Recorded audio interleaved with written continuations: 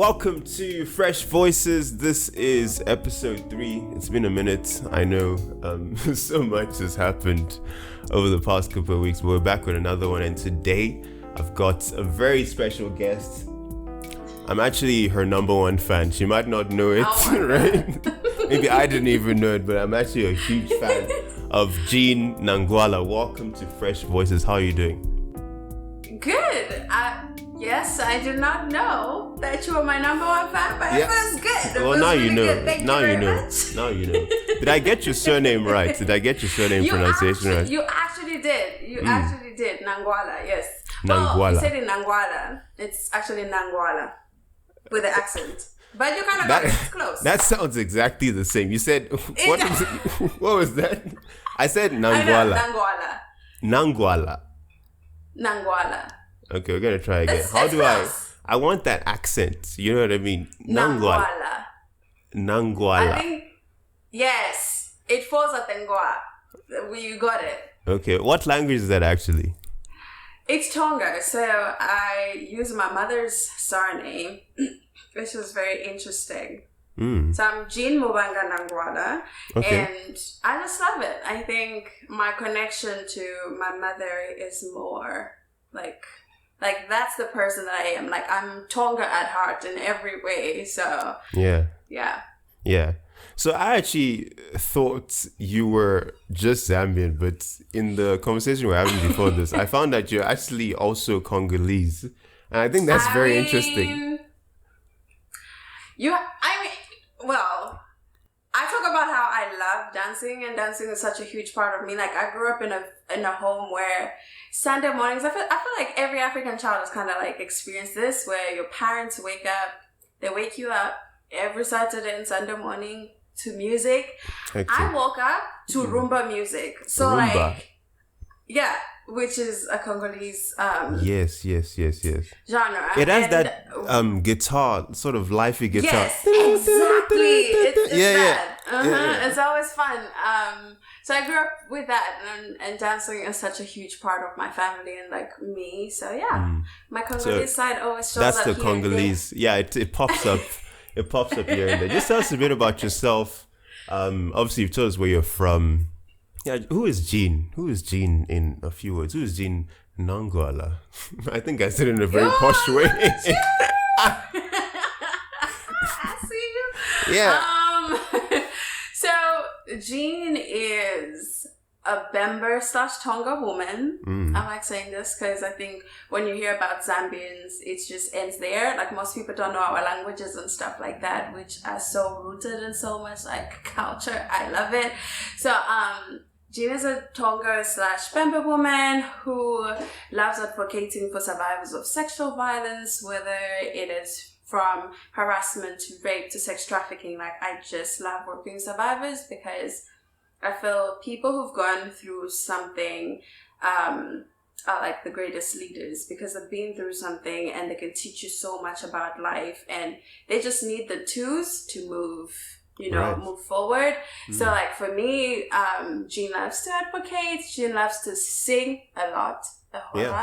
I used to make noise for my parents all the time. Like, I can tell you how my dad always complained in the morning. He didn't support my music career until I got older. I'll just say that because I was very annoying. Like, that's how much I loved singing. Like, I was annoyingly, like passionate about it.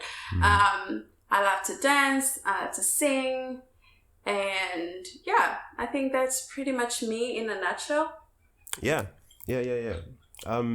So we're gonna get to your passion for girls and survivors of sexual abuse, but you actually already touched on that, and I think it's gonna be very cool for us just to delve into that. Just tell us a bit about that passion and what drives you. As we were having a conversation before this, you said something about it being your ministry, and that part really, that part really jumped out at me. Like, wow, it's actually a ministry. It's a calling.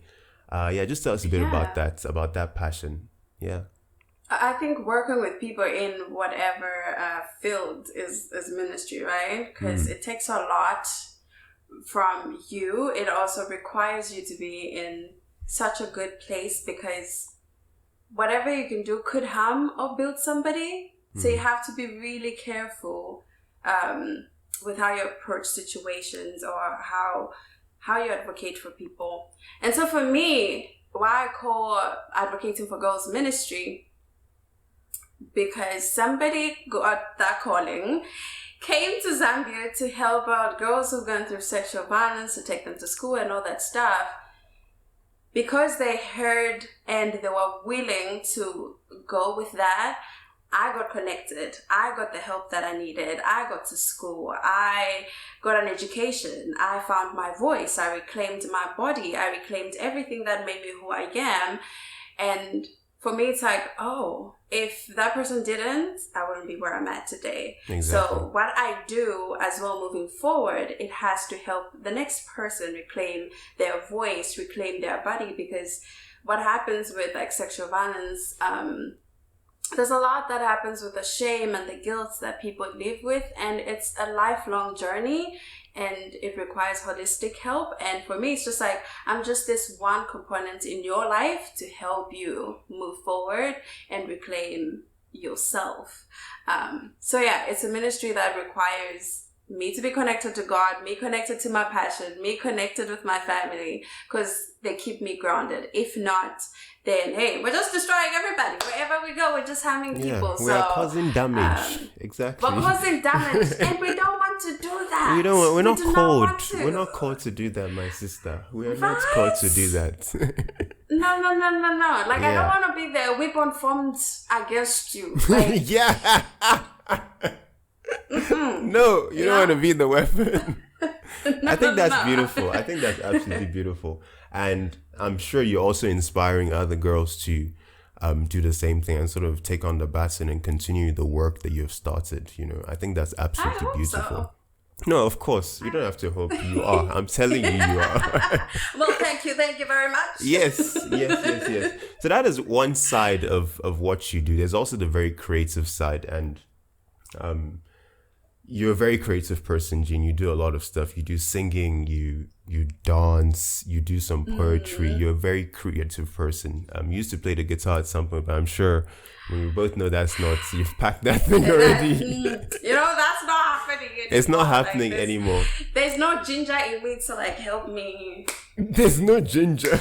Move forward with that. Like, I'm moving my mic. Yeah. So just tell us about your creative journey and where that started from. The first time we met, you were actually singing at an event I went to at a church in Cape Town. It was a poetry event. And it's actually interesting that we met at a creative event, you know. Yeah, that's so interesting. Like, think about it. Yeah. And here we are. Yeah, and here we are years. I don't know what year that was, but it was a couple of years it was ago. 2016. 2016, yeah, probably 2016, 2017. 2016, 2017. Yeah, and oh, man, it's been a couple of years. Just tell us a bit about that. Where did your creative journey start? And yeah. I think my creative journey started very young. I had a picture to show you. I don't know. Please show us the pictures. But the thing is about showing you this picture, I had a forehead. Like, when people say, I mean, Don't be ashamed. Don't be ashamed. If it's a forehead or a forehead, whatever people say. No. I had a 5 head. I am telling you, it was deep. It was so deep. Wait, I'm trying to find it. Where is this picture? I know my mom sent it to me randomly, and I was like, "What's going on?" But it was of me dancing for like at school. It was like in primary school. And I was probably dancing for a pencil, like who knows? Okay. But it was a competition, like probably a pencil pen, like we never know. Yeah, those things are valuable. I'll just send you. Even now, they're still very valuable. Yeah, I'd love to see it. I would love to see it with your 5 head or your 7 head. If I wanted, I mean, like, yeah. So it started pretty young. I used to dance a lot. I was a very shy kid, and the only time I kind of came alive was when I was dancing. And then my granddad, my mom's father, used to write songs. He was a songwriter. Okay. There's a pastor and a songwriter, and he would always make us learn these new songs. So we would visit him. On our way out, he would make us sing it with him and would go. Like if you leave your jacket or something like that, you go back, he'll still sit you down before you leave. You will sing again. So there was a lot of music like going on in my family. So my granddad really contributed to me getting into singing, like really figuring out that I had a talent to sing. Because I used to, you sing in choir and it's just like, and like when you're young, like junior soldiers type of thing. Junior soldiers. And it's just, we call we are marching. That's in the Salvation Army. We call them junior soldiers. It's cute. Yeah. And I used to sing a very deep voice. Like it was so deep. Yeah. But one time they asked me, it was actually Christmas Eve. Christmas Eve, I was asked to lead a song because the girl who was supposed to do it wasn't there. I think I was like around 11 years old. And I did. And everybody, it was just like really dope. And I said, I can sing. I have a talent. I can be that person. God has blessed me. God has blessed me. Just see the way these people are loving on me. I'm like, this is how love there feels is something, like. There's something, From now on, this is my life. Yeah. And look, and literally that was what happened actually. Yeah. And here I am. And here you are. That's such a cool story. I think it's very interesting how it was very much a family. It was very much a family thing. I think that's so cool. I also was singing when I was a kid, but my brother and sister were like, Simeon, you're making noise. You can't sing. I think they were lying to me. Between the two of us, they were definitely lying to me because I just continued making noise. I heard you sing. Making noise. I continue making. Thank you. So coming from me, I think that's actually quite cool. So I continued making noise and I'm still making noise now and I'll continue to make until today. You're a dedicated noise maker. Yes, I'm a noise maker. Exactly. So this singing love culminated in a single that you just released titled Sony. Yes. And I've listened to a couple of your talks on the song. As I said, I'm a huge fan, as you know. Oh, thank you. I think thank you very much. Sony means shame, right? It means shame. And it's interesting that you... Shame or shy, yeah. Shame or shy, exactly. And it's interesting that you mentioned shame as you were talking about the your ministry with survivors of sexual abuse. Just tell us a bit about what inspired the song and the process of actually producing a song of your own. Getting to producing a song of my own. I think I did record a number of songs like growing up where it just never went anywhere, and I never thought of myself as like, I'll be putting out music every year. So Sony was really a huge like, I really want to do this. I love to sing and I want to pass on my message. First, it started off as a letter to my baby sister because my baby sister is my heart. Don't tell her this because then I don't want her calling me asking for things like no. But she's my heart in every way. And also, Sony is just a realization of how even when I was younger, there was like an embodiment of power in that. Like a word that's strong for me is like powerhouse. Like I like using it as, you know what, you're a powerhouse. You can move. Like you got this. You can do it. It's just like an encouragement for me. And if I think back to that girl who was dancing for pens on pencils, who was singing, making noise at home, she was still strong. She knew herself. And I think my grandmother saw that in me. She always wanted me to sing. And it was powerful to see like the connections that we had and how she just like embraced the person I was. I kind of lost that after my sexual violence abuse. Right. And then when I reclaimed my voice and my body and like myself, I was just like, I am still that powerful person. I think we forget when we go through stuff in life that you are an all-rounded person. This one thing that has happened does not change everything that makes you who you are, your strength, like what you bring to the table. So Sony is the start of being like, I know who I am I got this. You know, I'm a powerhouse. I'm about to shake everything, and just really living in my truth, and also wanting my sister and every other person like out there to like sit with themselves and realize that they still have it. Like moments where you feel like you've kind of lost yourself, like no, you're still that powerful person. Like people still believe in you. You're still powerful, and I hope like that's what they get from the song, because that's what I got when I was writing, and this is what I wanted for my baby sister, because it's dedicated to her and my grandmother. So the process was very interesting. I worked with a friend, and he was so cool. He helped me just really be comfortable with what I was writing. He helped me write it. And it was pretty cool. And I was at my most happiest recording Sony. And that's how I knew this is what I want to do for a very long time. I like being on stage. I like recording, and I'm going to continue doing that. I think you always have that light bulb moment. That was mine. Yeah. Thank you so much for sharing. And Sony is available across all streaming platforms. Do give it a listen. You might not understand what she's saying, but it's definitely a fun song to listen to. I think you speak. What language is that actually? It's in Nyanja. So that's one of the common languages in Zambia. The funny thing about that is the lyric video of Sony is actually coming out in a few weeks. Okay. With the meaning. So oh, nice. Don't worry, nice. I got you on the some meaning. Translations there. Some translations. Yeah. And for my birthday month, which is in October, the music video comes out. I was just about to ask you about the music video. I'm so excited about that. That is amazing. That is fantastic.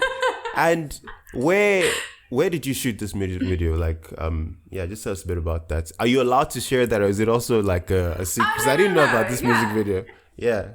Where did you shoot this? It was back home, and which was so cool, because I'd been away from home for like a year, and going back to the place that started it all, like that playful kid.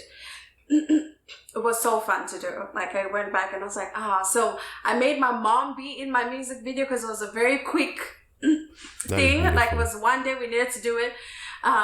My mom, my aunties, all my siblings, apart from my older sister, all my siblings were, in the music video. It was a family thing. It was a family meeting. It was a family thing. Family affair. Family affair. We're not going to find other people, because we do not have the money to be paying other people. So all of you're going to do it.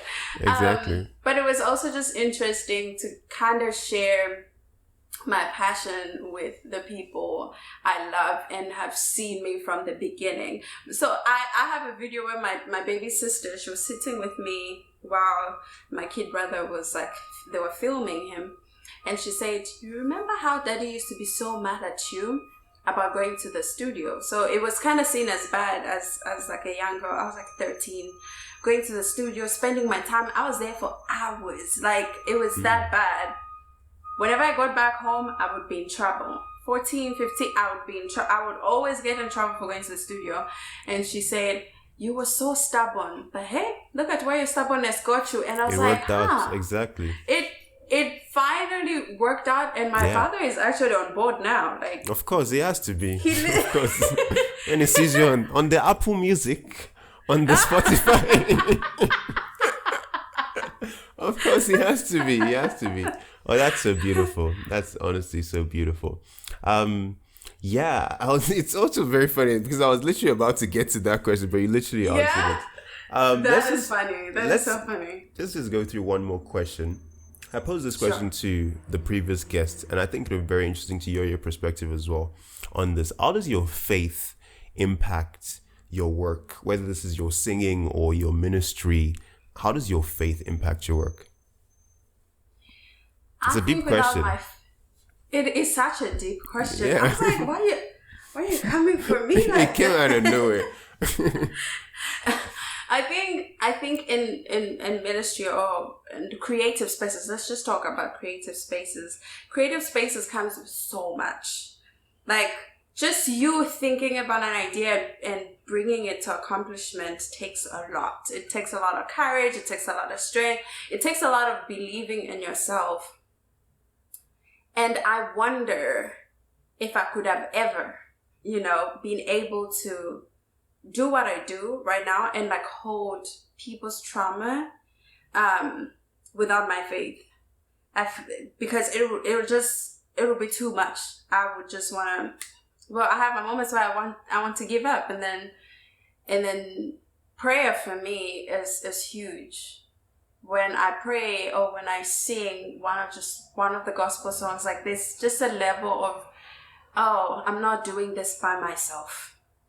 I'm in this, but not in this by myself. And that's what faith does for me. It's the ability to know that whatever idea I know, if you are the God that told me you will see it through to accomplishment, I trust that you place it onto me to see it to accomplishment. Like, I trust that I do not have this grand idea to just fail. Even if it's going to be hard, I trust it's not going to fail. I trust that whatever comes out of it, because there'll be projects that will happen and they don't yield the impacts that you thought they did. They will, but you notice that they prepared you for the next thing. And I just feel like that's how my faith allows me to see things, like when they fall short. Even getting to, I'll use an example of the job I have today. I got my job because of my YouTube channel. Wow. That's when amazing. I started the YouTube, it was like, oh my God, like what I'm really going to be vulnerable talking about that. But my passion for women who've gone through sexual trauma and sex trafficking was seen through that when I said, and I actually have a degree in psychology, it worked together. It's like, you're passionate about this, then you have the degree to allow you to work for this. But the degree didn't get me in first. It was my passion that was seen first. And I think that's what faith does for you.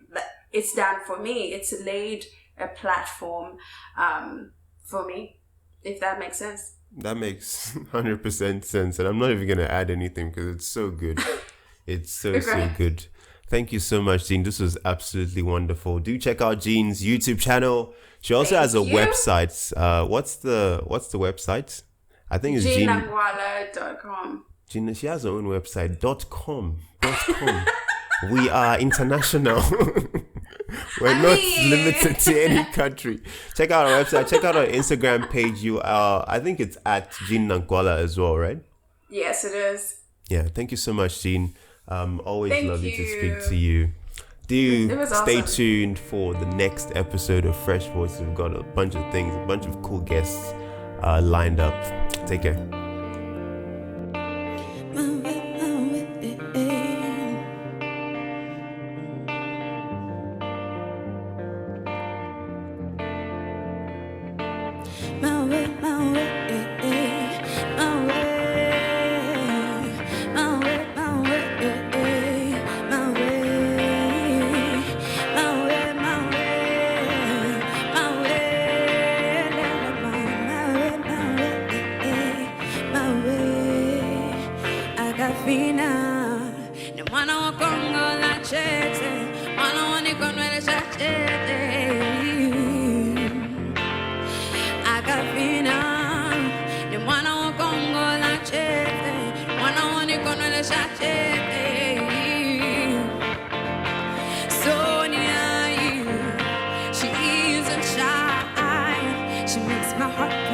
She dances, makes my heart beat when she sings. Sonia, she isn't shy. She makes my heart beat when she dances, makes my heart beat when she sings.